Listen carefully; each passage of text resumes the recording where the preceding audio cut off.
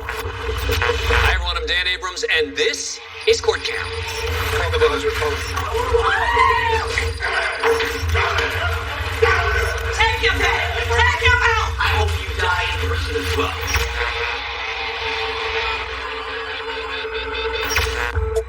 First up, we head to Weatherford, Texas, where a camera keeps watch on an inmate holding cell in the basement of the Parker County District Courthouse. Those inside are awaiting court appearances upstairs. At his post on the edge of the camera's view is a lone guard, 52-year-old Gary Grimm. Like most days, Grimm chats up a few inmates from his chair. It's a typical shift for him, right until it isn't. Grimm is just slumped over in his chair. Immediately, an inmate recognizes something's wrong. Then the entire holding cell takes notice. While Grimm lies motionless, the inmates break free. His firearm now up for grabs. The inmates have a golden opportunity to escape, attack, or even harm the guard. Instead, they decide to help. They bang on the walls and yell, desperately trying to get someone's attention. Eventually, courthouse officers hear the commotion and rush in. The officers order the inmates back into the holding cell, call for backup, and then check Grimm's vitals. He has no pulse. Another officer enters and begins chest compressions. Minutes later, an emergency medical team arrives. When additional chest compressions don't work, the EMTs apply a defibrillator patch to his chest. Stand clear. Shock delivered. The jolt restarts Grimm's heart, and he's rushed to the hospital, having just suffered a massive heart attack. Gary Grimm would recover and go on to publicly thank the inmates who not only spared his life, but likely saved it. My God, take me home. We now go to Brimfield Township, Ohio, where County Judge Rebecca Doherty isn't presiding over her courtroom. She's making demands at the local police station. Do me a favor and have a seat so we can do our job. Oh, Larry, I'm not going to call anybody yet. Okay, we have stuff we have to do. I'm going to tell you now to call Lieutenant Limbert now. Have a seat. Call him. Or I'm going to now. put you in the cell. So why is this judge so aggravated? Let's go. Camera records as he approaches an SUV that's crashed off the side of a snow-covered road. Are you okay? No, I'm not. What's going on? Ma'am, you've got vomit down here in your door. 300 deal. Have you been drinking? Yes. Okay. Do you have your ID handy? I'm Becky Doherty. I'm a judge. Your judge? To be more specific, she is the county's common pleas court judge, 55-year-old Rebecca Doherty. Kidding me? Am I kidding about what? I am absolutely out of my mind. You're intoxicated. I am so intoxicated. The officer's body cam continues to record as the judge is escorted into booking. Oh my God, take me home. Okay, Have a seat. let me call Limbert. Have a seat. No. Rebecca, Go. listen. This whole thing is being recorded. Do not do something you are going to regret Call tomorrow. Larry Limbert is actually Major Larry Limbert of the county sheriff's office. Do me a favor and have a seat. We can do our job. Oh, Larry I'm not going Limbert. to call anybody yet. Okay, we have stuff we have to do. Will you please have a seat? You're trying to walk out the door and you're almost falling down. Can you please I'm have not a falling seat? down. Have a Call Larry Limbert. Rebecca, I will put you in one of the cells. Okay, call Larry Limbert now. You shut your damn mouth, sir. I'm not gonna shut my mouth. Next time, I'm gonna have you gagged. Have me gagged. I'm going to tell you one more time. Sit I'm down. going to tell you now. We're back in Brimfield Township, Ohio, where earlier this county judge, Rebecca Doherty, crashed on the side of a snowy road. Ma'am, you've got vomit down here in your door. 300 deal. Have you been drinking? Yes. Okay.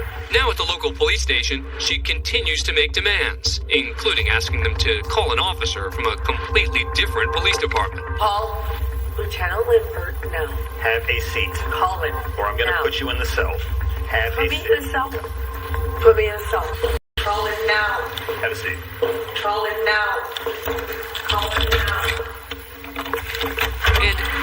the judge's only request. What can I do for you? Drink? Okay. Water? We just literally told you 10 seconds ago that we're getting you a drink of water. He's out front right now getting you the Not glass. 10 seconds ago. I want a drink of water now. Thank you. Call Larry Linford. I tried him, ma'am. He didn't answer. Really? Do you want the water? The Yeah, water? I do. Okay. Larry Linford. Okay. Larry Linford. After refusing to take a breathalyzer, Judge Doherty is charged with operating a vehicle while under the influence of alcohol. Give me my phone so I can make a phone call. Okay. Your phone is in a puddle of vomit in your car, which is I on the get side of... it. Can I finish? Which is on the side of the road. And slippery out. They are not able to get the vehicle out so far. So Totally. your phone is off the table right now. We don't have access to it. This case 2019 TRC 600K, State of Ohio versus Rebecca Doherty. 5 days later, the judge finds herself on the opposite side of the bench. Now, to the charge of operating a vehicle under the influence of alcohol and misdemeanor in the first degree, how do you plead? Guilty. I do believe that the defendant would like to make a brief statement to the court. Thank you, Your Honor. I do apologize to the court, to the residents of Portage County, to the Brimfield Police Department. I did make a serious error in judgment. I am humbled by this experience.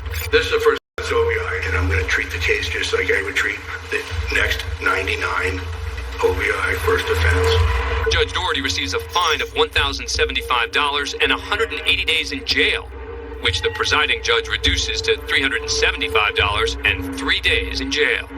Her driver's license is suspended for a year, and she's ordered to complete a driver's intervention program. Thank you, Your Honor. Thank you, Your Honor. Doherty also received a public reprimand from the Ohio Supreme Court, but because her crime was a misdemeanor and not a felony, she was able to keep her job.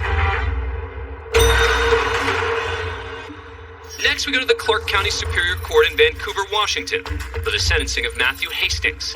He's been convicted of 4 counts of attempted murder and 2 counts of second-degree assault.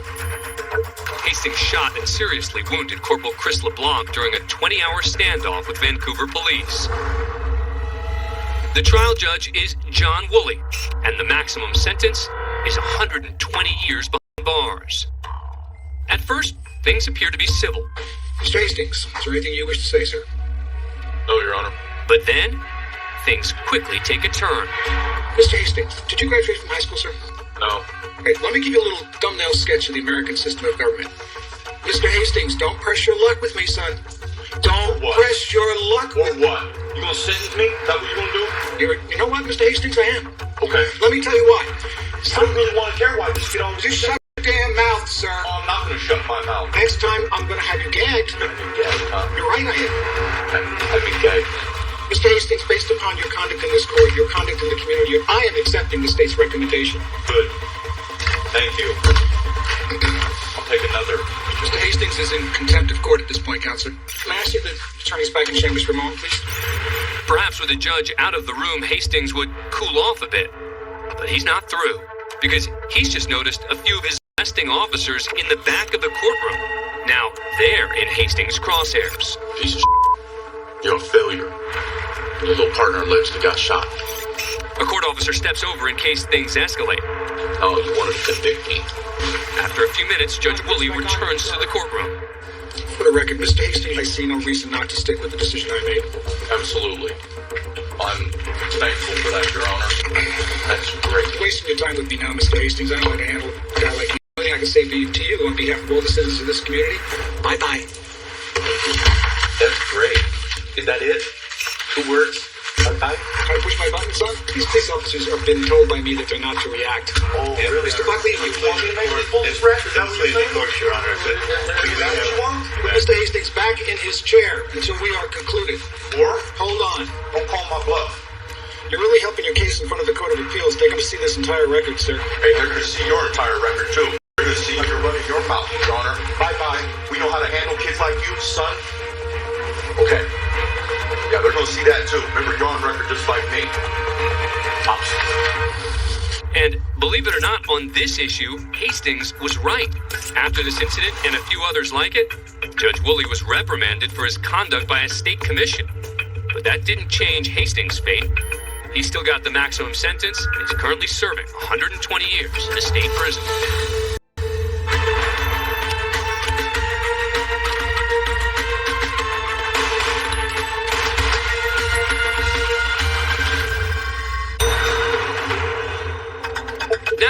South Carolina, where 31-year-old Eric Cobb is being led to his bond hearing in municipal court. Just days earlier, Cobb was arrested and charged with first-degree assault and battery after punching 65-year-old Odell Fields outside of a bar. The defendant struck the victim one time in the face with a closed fist. The victim fell to the ground and became unresponsive. This surveillance video, later introduced as evidence in court, shows the moment Cobb approached the man and sucker punched him from behind. The victim was airlifted to CMC in Charlotte and was pronounced dead at CMC on May 11, 2014. Cobb's single punch ended the man's life and elevated his charge to murder. Mr. Cobb, in reference to this charge of murder, it's possible you're looking at death penalty or life in prison. As the hearing comes to a close, Cobb decides to address someone else in the room, the victim's daughter. I am extremely sorry for what took place. I was trying to break up a confrontation between him and my cousin. I've never in my life been a fake person or anything like this. I was in the wrong place, wrong time. It was a confrontation and I was trying to defuse the situation. And I'm truly sorry. I really am. I swear to God, I would give my life to have it back. I'm sorry.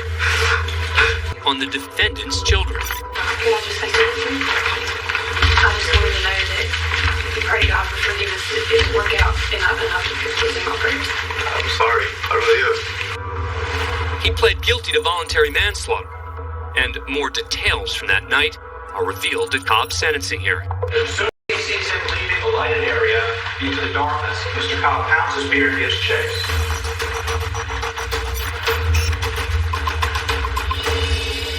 And took one punch. Now watch Mr. Cobb throw his arms up. Immediately after he had knocked him down, he threw his hands up a couple of times in victory. What he was saying at the time he was doing that was, one mother punch, one punch, that's all it took. Cobb's defense team also highlights that it was just one punch that would do unforeseen damage. This is the first time that I've represented someone in a homicide case where one punch is enough. Normally something like this would have been an assault case. Before the judge hands down a sentence, the victim's widow shares her impact statement with the court. Your Honor, my husband was a good man. We were married almost 44 years before this incident. My life will never be the same. On Mother's Day, you're all ready to turn off the light support. They operate on the frame to relieve pressure. They said whatever you get with is what you'll get. The easy thing for a judge to do is to always give the maximum sentence. That's the easy thing. Nothing I say, nothing I can do is going to bring Mr. Fields back. I have to balance vengeance, an eye for an eye, versus mercy and compassion. The charge of voluntary manslaughter says to the court is 15 years.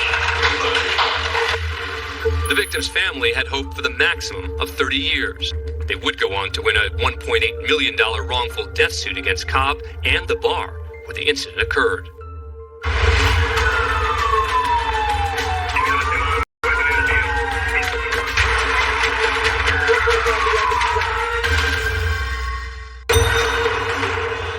For our next story, we go to Van Buren, Arkansas. But we need to warn you, it contains some images that may be disturbing for some viewers. It's 3:41 p.m., and things are quiet inside the Crawford County Courthouse. The man you see walking up the lobby steps is 48-year-old James Palmer. What you don't see is Palmer concealing 2 handguns and a rifle. Battle with his ex-wife. He pauses to check over his weapon. Palmer's just steps away from Cottrell's office. Thankfully, the judge is not in the office today, but 2 of his assistants are. That's Teresa Armour, who steps into the office where Vicki Jones sits behind the desk.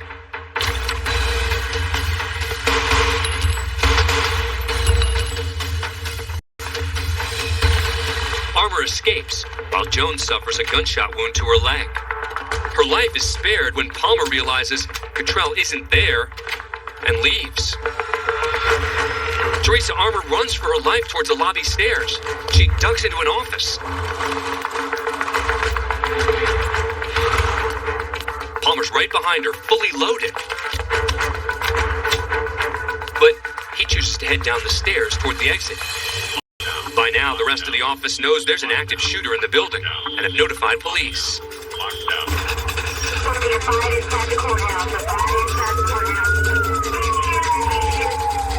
Inside the squad car en route to the scene is Van Buren police officer David Passon. That's Palmer exiting the courthouse. It looks like he's ditched the overcoat. Corporal Passon is headed straight for him.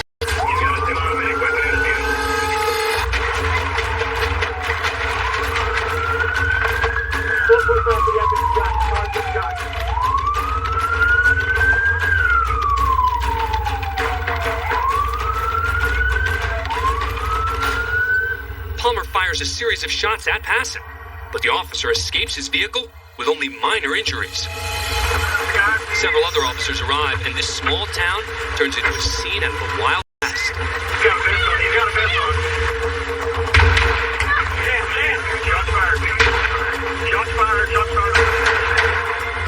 Officers eventually hit Palmer. You can see him fall to the ground. They move to surround the gunman, who later dies at the hospital. Inside the courthouse, EMTs are treating the gunshot wound to Vicki Jones's leg. And luckily, no one else was injured during the shootout. This disturbing incident leads to increased security measures at the court, including metal detectors and a police deputy at the front entrance. Joining me now is Corporal David Passon from the Van Buren Police Department, who was driving the vehicle that was shot as he arrived at the courthouse. Thank you so much for joining us. That is incredible footage. What do you think when you look back on that? How am I still alive? That was my first reaction. It was just, this is a miracle. Take us back, if you will, to when you got the call that day. And that's all I knew when I hit lights and sirens trying to get through the traffic. At what point did you realize that you were not responding just to a fight, but that you were dealing with an armed gunman? I had an unmarked detective trying to tell me where the shooter was. And when he told me he's shooting you, and then I knew, my car was just getting riddled. All I knew was I had glass coming in on me. The noise was crazy. And I just thought to myself, somebody just tried to kill me, so I've got something I've got to do. So how did you handle it? You can see in the video, Trailblazer come driving beside me. My detective, he drove his car in between me and the shooter. He got out of his car, I got out of mine, and we all kind of teamed up behind my car to figure out how we were going to handle this situation. So your car's been completely shot up. Were you injured at all? I had a shrapnel injury in my right calf. Well, Corporal Passon, we really appreciate you taking the time to talk to us. Thank you. That's all for this edition of Court Cam. I'm Dan Abrams. Thanks for watching.